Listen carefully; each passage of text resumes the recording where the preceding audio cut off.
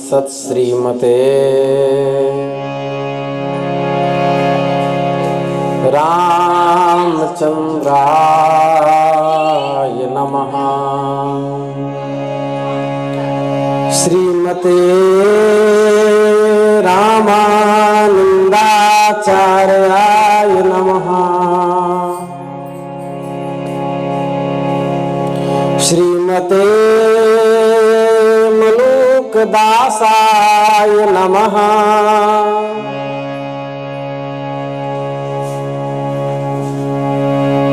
सीतानाथ समारंभां श्रीरामानंदार्य मध्यमाम् अस्मदाचार्य पर्यन्तां वन्दे गुरु परम्पराम्।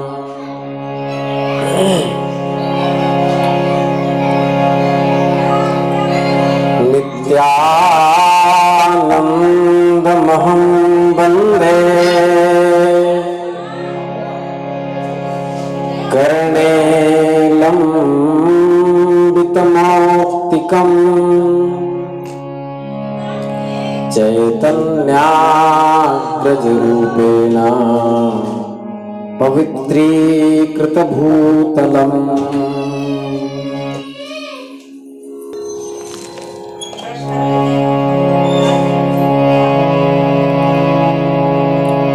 मुकुंद माधव गोविंद बोल, केशव माधव हरि हरि बोल। मुकुंद माधव गोविंद बोल, केशव माधव हरि हरि बोल। हरि बोल हरि बोल, हरि हरि बोल। हरि बोल हरि बोल, हरि हरि बोल। मुकुंद माधव गोविंद बोल, केशव माधव हरि हरि बोल। राम राम राम राम राम राम बोल। कृष्ण कृष्ण कृष्ण कृष्ण कृष्ण कृष्ण बोल, केशव माधव हरि हरि बोल।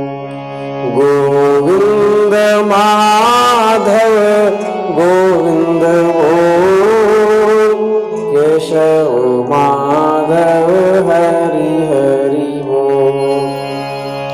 मुकुंद माधव गोविंद बोल, केशव माधव हरि हरि बोल। श्री वृंदावन बिहारी लाल की जय। नमः पार्वती पतये, हरा हर महादेव। अनंत कोटि ब्रह्मांड नायक सर्वैश्वर्य परात्पर परब्रह्म निखिल हेय प्रत्यनीक दिव्यानंत कल्याण गुणगण निलय भगवान श्री हरि की असीम अनुकंपा से हम आप सब इस विशुद्ध सत्संग मंडप में बैठकर मनुष्य जन्म धारण करने का सर्वोत्कृष्ट साधन सत्संग श्री चैतन्य चरितामृतम से प्राप्त कर रहे हैं। नित्यानंद महाप्रभु को आज्ञा जब श्री कृष्ण चैतन्य ने दिया तो आचार्य विदा होकर के नित्यानंद जी नवद्वीप में गए। नवद्वीप में इनके प्रवेश करते ही कोलाहल सा मच गया, क्योंकि महीनों बीत गए थे। महाप्रभु के किसी परिकर का सौरभ विवाह नहीं था। चारों ओर से भक्त आ करके और उनके पास जुटने लगे। इन्होंने सबसे पहले प्रभु के घर जाकर सची माता के चरणों की वंदना की, प्रणाम किया। बहुत दिनों के पश्चात बड़े पुत्र मानती थी। बड़े पुत्र को आया देख करके निताई को पा करके माता के सुख की सीमा न रही। वह इतने बड़े निताई को गोदी में बैठाकर बच्चों की भांति उनके मुख पर हाथे फेरती हुई कहने लगी, बेटा निताई, निमाई तो मुझे भूल गया तो भूल गया, किंतु तेने भी सुध विसार दी मेरी। बेटा, आज इतने दिनों के पश्चात तुझे देख करके परमानंद की अनुभूति हुई है।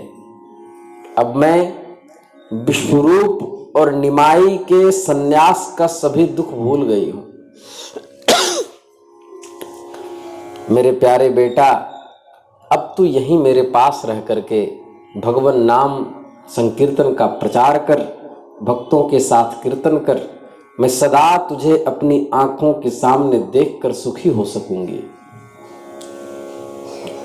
नित्यानंद जी ने माता की आज्ञा को प्रसन्नता पूर्वक स्वीकार कर लिया। वे नवद्वीप में ही श्री हिरण्य पंडित के यहां रहने लगे। नित्यानंद के नवद्वीप में रहने से शिथिल हुई संकीर्तन ध्वनि फिर से जोरों से शब्दायमान होकर के आकाश में गुंजित होने लगी।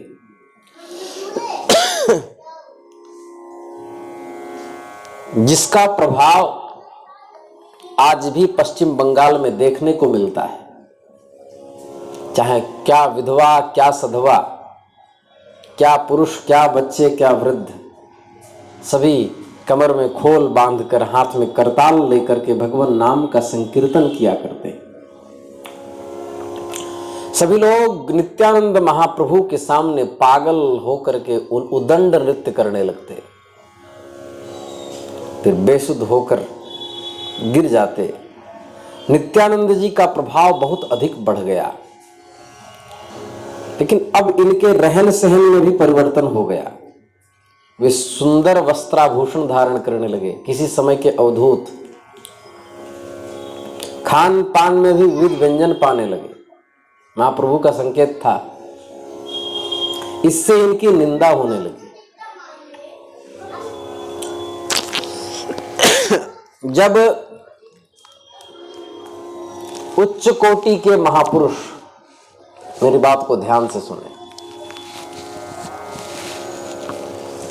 जब उच्च कोटि के महापुरुष, बहुत महत्वपूर्ण विचार कर रहा हूं, जब उनके सम्मान की पराकाष्ठा अत्यंत उद्दीप्त हो जाती है, प्रत्येक लोग उनके यश और कीर्ति का सम्मान करने लगते हैं, तो महापुरुष कुछ ऐसा कार्य कर देते हैं। तब महापुरुष उस सम्मान को देख करके कुछ ऐसा कार्य कर बैठते हैं ताकि संसार में उनकी निंदा होने लगे। क्यों? क्योंकि जब संसार अत्यधिक सम्मान करने लगता है तो भजन में बाधा उत्पन्न होती है। लोग मिलने आएंगे, बड़ाई करेंगे। अरे हमने देखा है गुरुजनों को और अनेक महापुरुषों को, महापुरुष यदि शौचालय में गए हैं तो भी दरवाजे पर 10 दंडोत करने वाले हैं। मतलब सज्जन पुरुषों को दुनिया छोड़ती नहीं, ठीक से खाने नहीं देती, ठीक से सोने नहीं देती। 12-12, 1-1 बजे रात, महाराज जी तो वो दिल्ली से आए हैं, बहुत दर्शन के अभिलाषी हैं, अब 1 बजे रात उठा देते हैं। तो ऐसा कार्य महापुरुष कर बैठते हैं। कबीरदास जी के चरित्र में आता है कि जब उनका अत्यंत सम्मान होने लगा तो पैसा देकर के एक कन्या को बुलाया, उसके कंधे पे हाथ रख करके और एक बोतल में पानी में गोमूत्र और थोड़ा सा नींबू मिला करके, गंदला पानी बना करके उसको नींबू मिला करके, ताकि शराब की तरह लगे, और उस कन्या के कंधे पे हाथ रख करके, और जिस जिस गली में सम्मान ज्यादा होता था उसमें घूम घूम करके पीते जाते।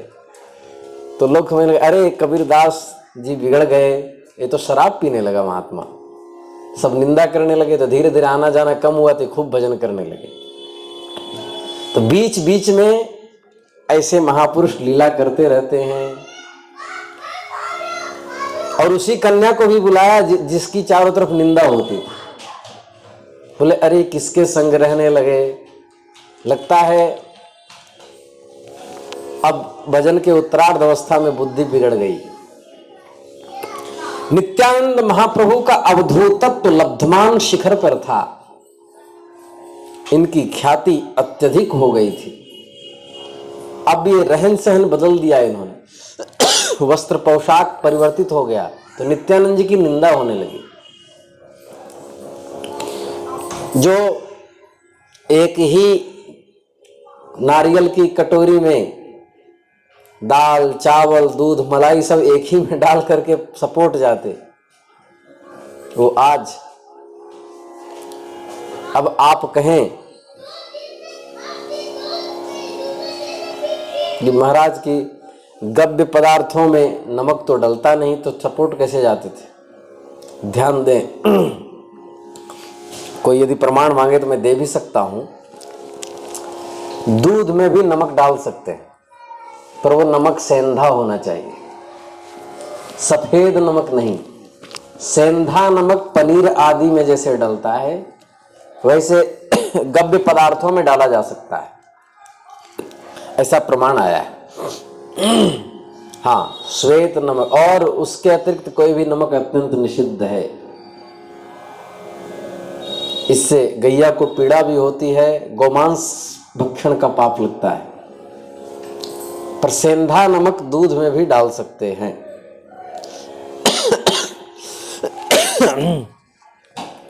तभी तो आमिक्षा शब्द का प्रयोग किया है कई जगह पर, कृष्ण यजुर्वेद में भी आया है। तो इसके बाद तो आज वो तरह तरह के व्यंजन पाते, महापुरुषों के कामों में लोक निंदा से विघ्न न होकर उल्टी सहायता ही मिलती है। यदि महापुरुषों के कार्यों को इस प्रकार से कोई जोर से आलोचना करे और निंदा न करे, तो उनको बढ़ने का प्रोत्साहन ही ना मिले।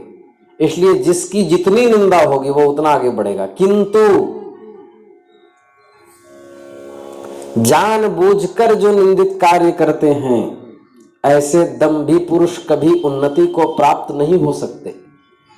अर्थात शास्त्रीय विधि से कार्य कर रहे हों और निंदा हो तो उन्नति को प्राप्त होता है। महापुरुषों के जीवन में कहीं कहीं धर्म का व्यतिक्रम पाया जाता है। इसका कारण क्या है? इसका ठीक ठीक उत्तर दिया नहीं जाता है, परंतु शास्त्रों में मिलता है, उपनिषद में भी आया है। यान्यस्माकं सुचरितानि तानि त्वयोपासितव्यानि नो इतराणि। गुरुदेव अपने शिष्य से कहते हैं, उपनिषद में वाक्य है कि हमारे जो अच्छे काम हैं उसी का तुम्हें आचरण करना चाहिए, अन्य जो हमारे जीवन में निषिद्ध आचरण दिखें उनका अनुकरण नहीं करना चाहिए। गुरुजनों के जो कार्य शास्त्रोचित ढंग से हों उसी का आचरण करना चाहिए। गुरुजन यदि शास्त्र विरुद्ध कर्म करें तो उस कर्म का आचरण नहीं करना चाहिए। परंतु ईश्वर और महत् पुरुष जो बुद्ध पुरुष हैं, जो भगवत प्राप्त महापुरुष हैं, उनके कार्यों की निंदा भी नहीं करनी चाहिए। अब भगवान दत्तात्रेय जी महाराज भगवत स्वरूप हैं। नारद जी को देख करके संपूर्ण शरीर में विष्ठा का लेप कर लिया। श्री तैलंग स्वामी जी महाराज, तो उस अवस्था की निंदा नहीं की जा सकती, उल्टा अपराध लगेगा, क्योंकि वो जिस अवस्था में निष्ठ हैं वहां क्या मल और क्या सुगंध सब बराबर है। हमको स्मरण आ रहा है जिनके शिष्य अभी बहुत बुजुर्ग हैं, जो अधिकतर समाधि में ही रहते हैं, श्री परमहंस बाबा मलुक पीठ में, उनके गुरुदेव श्री राम मंगलदास जी महाराज,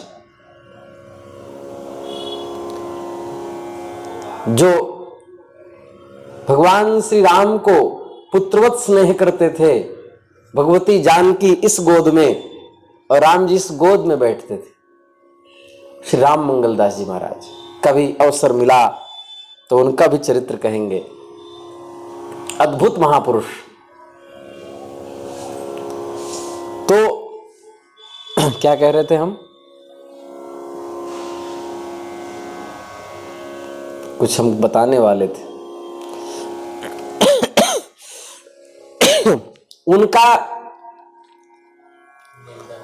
उनका स्वरूप और भजन में इतने निष्ठ थे वो, उनका ब्रह्मचर्य इतना परिपक्व था कि ब्रह्मचर्य में स्थित वो राम मंगलदास जी महाराज, उनके कान से चिकना चिकना पदार्थ निकलता था, पसीने इतने चिकने होते थे और कान से नील कमल की सुगंध आती थी।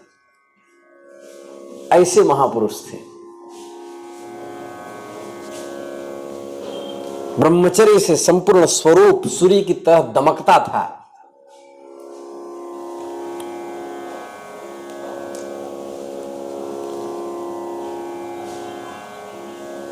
लोक निंदा महापुरुषों का कुछ बिगाड़ नहीं सकती। नीच प्रकृति के लोग लोक निंदा के भय से बुरे कामों को छिपा कर करते हैं और सर्वसाधारण लोग लोक निंदा के ही भय से पाप कर्मों में प्रवृत्त नहीं होते।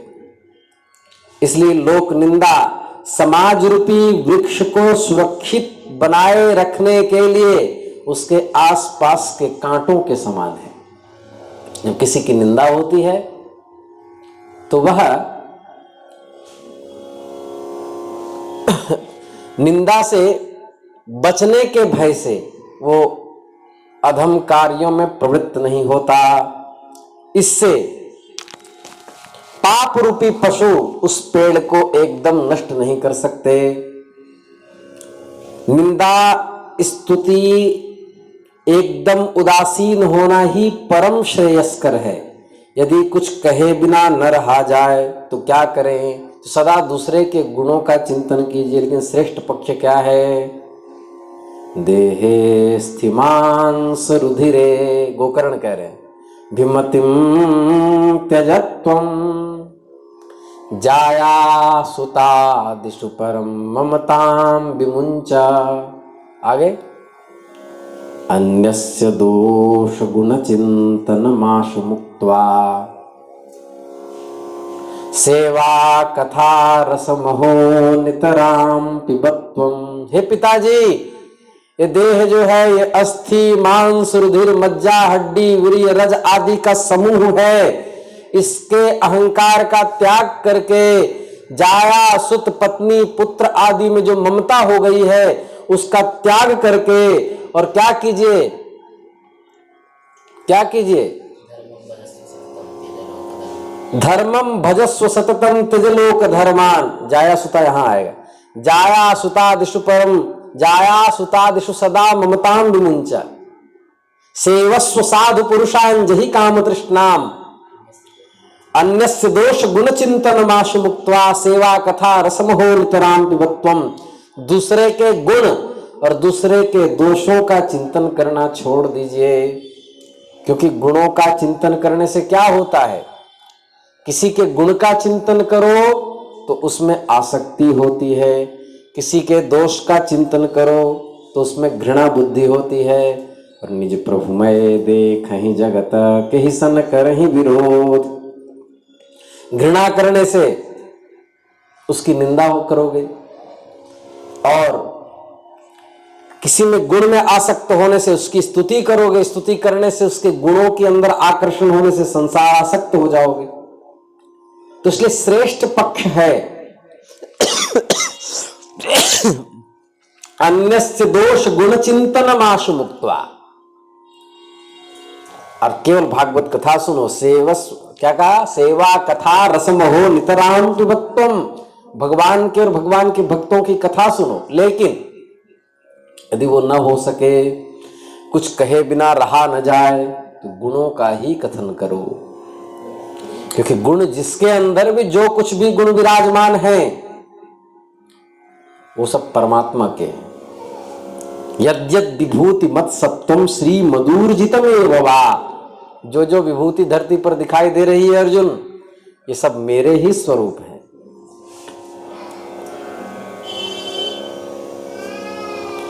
लोगों के छोटे गुणों को भी बढ़ाकर कहना चाहिए,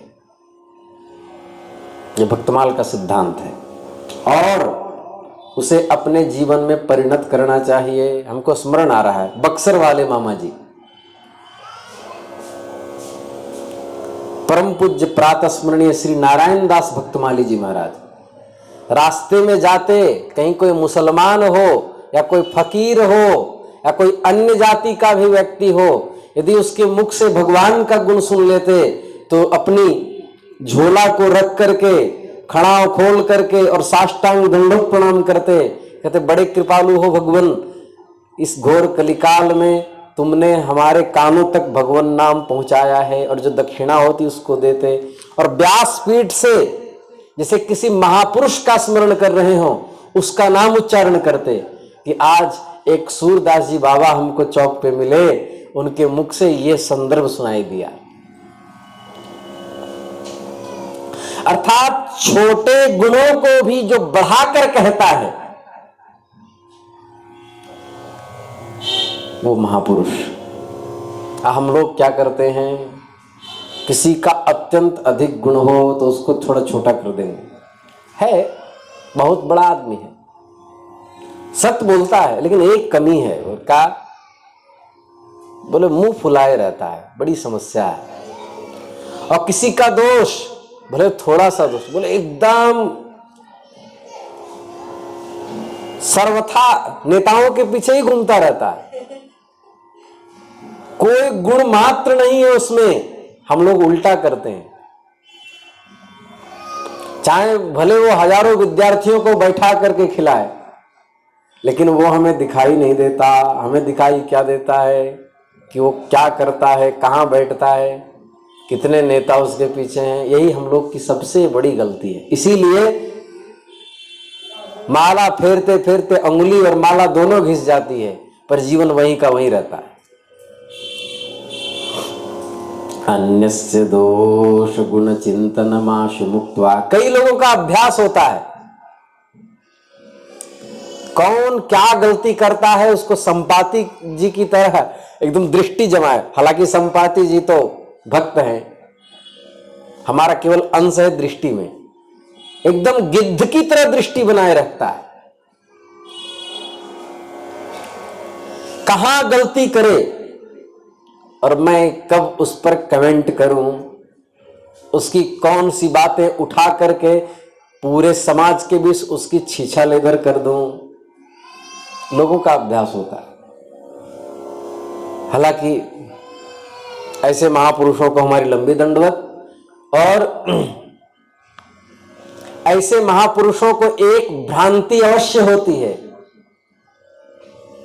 कि मैं समाज का निर्माण कर रहा हूं, लेकिन उसमें एक समस्या अवश्य आ जाती है कि हम निंदा करते करते कई बार उसके गुणों की भी अवहेलना करने लगते हैं।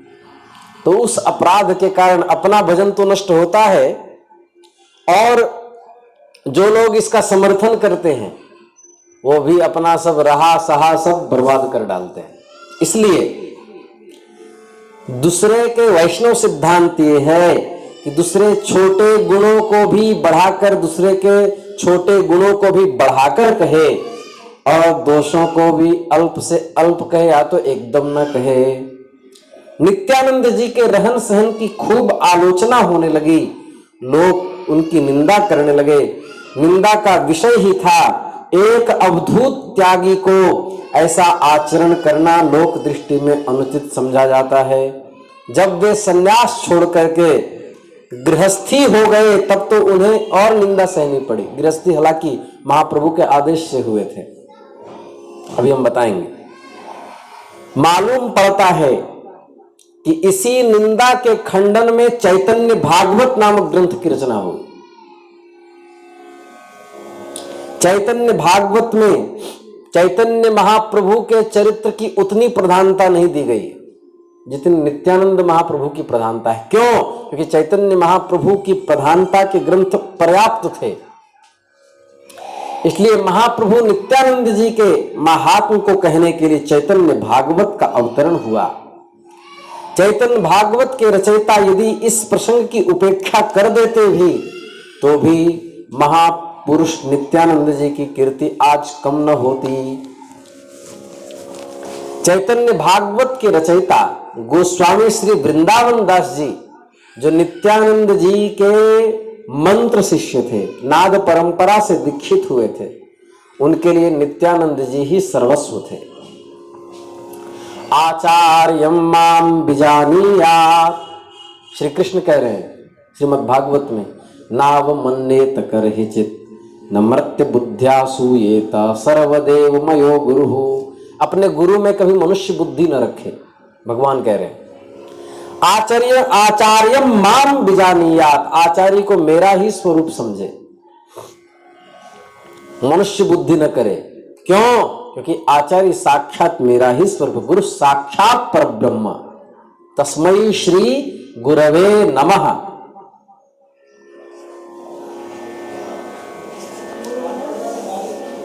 नित्यानंद जी के आशीर्वाद से ही गोस्वामी वृंदावन दास जी का जन्म हुआ। ये सदा नित्यानंद जी के ही समीप रहते थे। श्री कृष्ण और नित्यानंद महाप्रभु में इनके अंतःकरण में कोई भेद ही नहीं था। नित्यानंद जी की शिकायत महाप्रभु तक पहुंची कि अब वो वस्त्र बदल दिए हैं, भोजन 56 प्रकार के व्यंजन पाने लगे हैं, आपके शिष्य बिगड़ रहे हैं।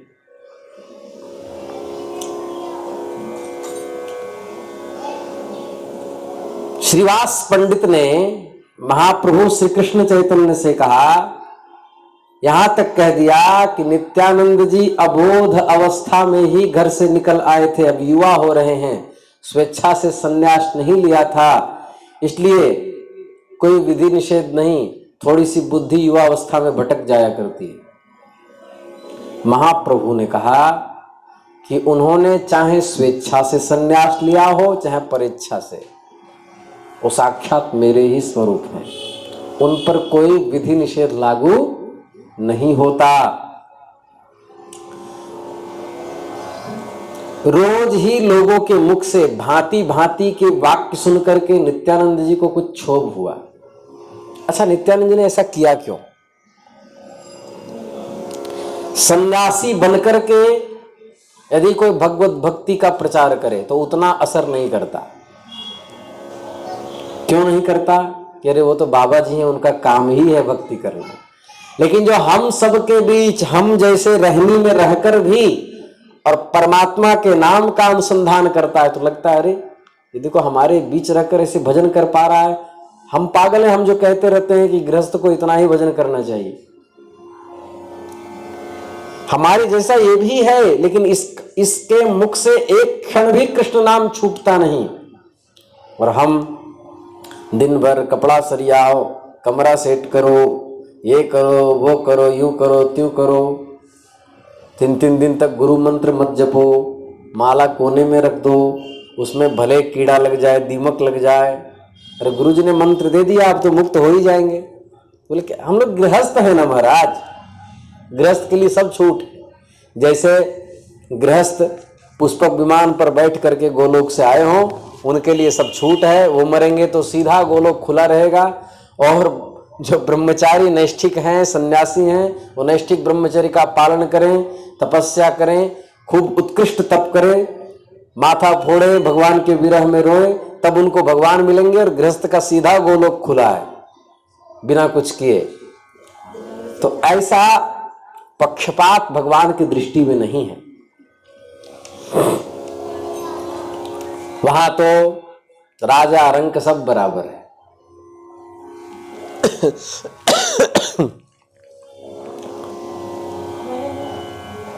बाहर की तू माटी फाके, मन के भीतर क्यों ना झांके। उजले तन पर मान किया, उजले तन पर मान किया, और मन की मैल न धोई। सुख के सब साथी दुख में न कोई। मेरे राम तेरा नाम, एक सांचा दूजा न कोई।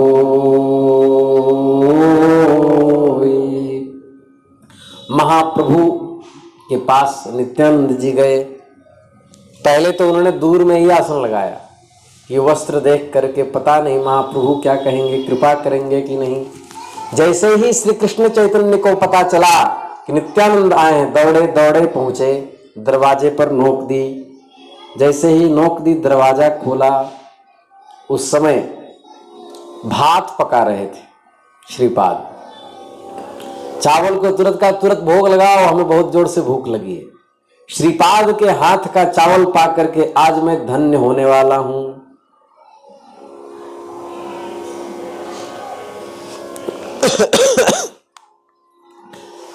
फिर एक एक कण उठा उठा करके पाते जाते, आंखों से अश्रु बहते जाते श्री कृष्ण चैतन्य के।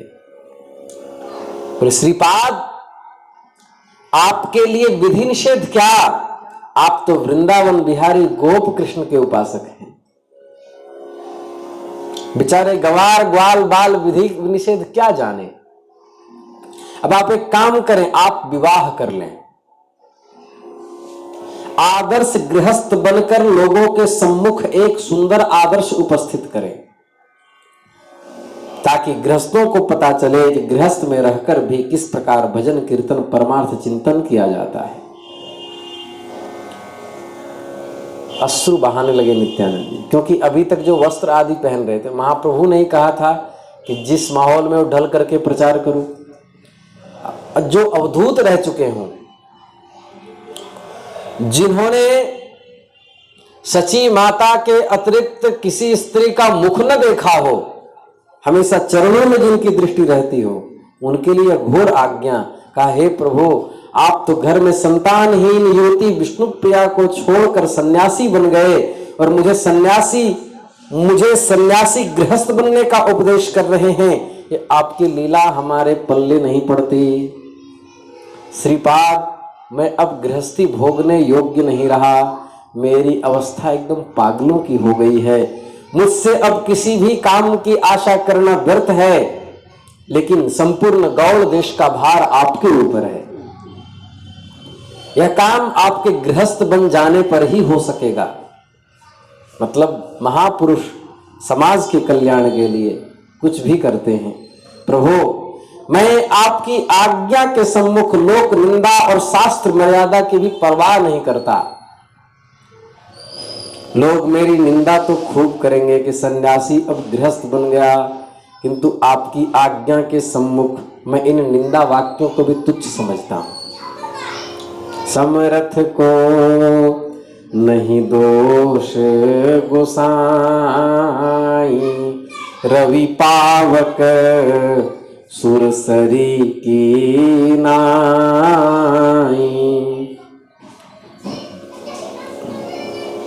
कहा तो अपने अंतरंग भक्तों को स्त्री दर्शन करना भी पाप बताते थे, और कहते थे कि हा हंत हंत विषभक्षण तो साधु।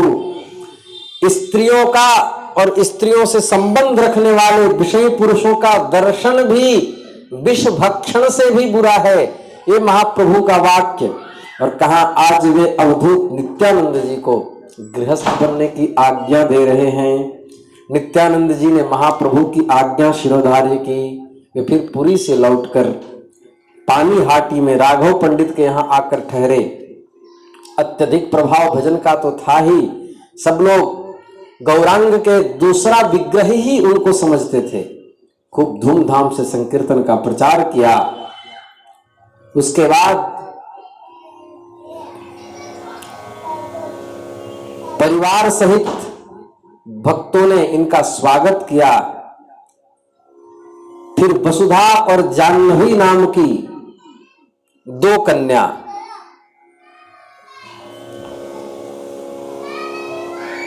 जो सुंदरी और सुशीला थी, इन दोनों कन्याओं से नित्यानंद जी का विवाह हुआ। इस प्रकार भागीरथ के किनारे खड़दा नामक ग्राम में रहने लगे। भक्तवृंद इनका बहुत मान करते थे। वीरचंद्र जी का जन्म हुआ। वसुधा के गर्भ से परम तेजस्वी वैष्णव संप्रदाय के प्रवर्तक श्री वीरचंद्र जी का जन्म हुआ। वही परंपरा तो अभी चल रही है गौड़ परंपरा में, आपके उधर ज्ञान गुदड़ी आदि में। उनमें नित्यानंद जी का तिरोभाव के अनंतर इन्होंने अपना एक अलग ही वैष्णव परंपरा चलाई। इसके पश्चात इनकी पत्नी जाह्नवी देवी ने भी खूब भक्ति का प्रचार किया। नित्यानंद जी के द्वारा गुरुकुल की भी स्थापना हुई और वह आज भी गुरुकुल अंशांश रूपेण चल रहा है। आगे की कथा हम कल कहेंगे। इतना ध्यान देना है कि वो गृहस्थ बनकर भी उदासीन रहते थे और उन्होंने प्रवृत्ति मार्ग में रहकर भी, निवृत्ति मार्ग सन्यासियों का, प्रवृत्ति मार्ग गृहस्थों का, प्रवृत्ति मार्ग में रहकर भी निवृत्ति मार्ग का आचरण करना बता दिया। प्रवृत्ति और निवृत्ति क्या है? जिस शरीर आदि के प्रति आकर्षण है उसको विचार पूर्वक त्याग कर देना, निवृत्त हो जाना, वो निवृत्ति मार्ग है। और उसको समझ करके, भोग करके उससे ऊपर उठना, ये प्रवृत्ति मार्ग है। तो प्रवृत्ति मार्ग गृहस्थों का है, निवृत्ति मार्ग महात्माओं का है। लेकिन ये प्रवृत्ति मार्ग में भी निवृत्ति मार्ग का सिंचन कर दिया इन्होंने। इसी कहते हैं कर्म योगो विशिष्यते। इस प्रकार आजकल इंद्रियों के भोगों को भोगते हुए जो गृहस्थ केवल पेट पालने को ही मुख्य समझते हैं, उनका धर्म न निष्काम है न सकाम, यह तो पशु धर्म है। केवल संतान की उत्पत्ति, पालन और एक दिन मृत्यु को प्राप्त हो जाना, उनको महाप्रभु नित्यानंद ने अपने गृहस्थ की जीवनचर्या से भजन करना सिखाया। बोले नित्यानंद महाप्रभु की जय।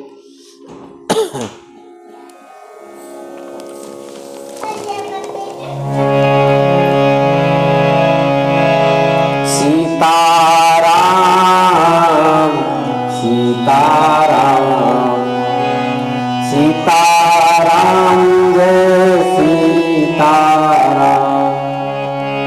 सीताराम सीताराम सीताराम जय सीताराम। जय रघुनंदन जय सिया राम, जानकी वल्लभ सीताराम। श्री राम जय राम जय जय राम, जय जय विघ्न हरन हनुमान। श्री राम जय जय राम, श्री गुरु रामानंद भगवान। सीताराम सीताराम, श्री गुरु रामानंद भगवान।